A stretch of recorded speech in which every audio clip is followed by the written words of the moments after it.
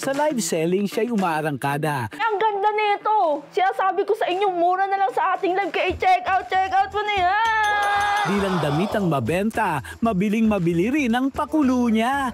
Logalogs, meet Jade Velasco, ang bida for today's video. Hindi lang pamain, ang hanash niya. Mag-check out muna kayo dyan mga may basket number 5. Ito na nga pinaplex ko sa inyo. Pa-mystery pa ang itsura. Naka-full body mask lang naman. Ang atake, ang diskarte, dinaan sa trip ni ate. Ni-start ko siya nung July 14. And then parang dumami kaagad yung viewers. Ayun, bigla siyang boom. Naalam yung mga viewers. Parang hindi nila napapansin yung mga tinda ko eh. Napapansin nila ako mismo eh. Parang ganun po. Naisipan ko pong magsuot ng full body mask kasi po nandun din po yung shy type.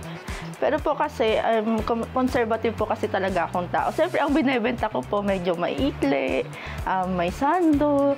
At least hindi nila ako kilalang nagtitinda ng ganitong item. Diyos ko, POV ba ng manikin yan? Tuwing madaling araw, hataw talaga kung hataw. Saang mall ka ba nakadisplay te? Dahil sa kanyang pakulo, inulan siya ng komento na curious sa mga loko. Sabot kayo, check out po na yan habang nasa live tayo. Okay? May nag-comment, ate, ba't ka po naka-full body mask? Ikaw po ba yung mannequin sa mall?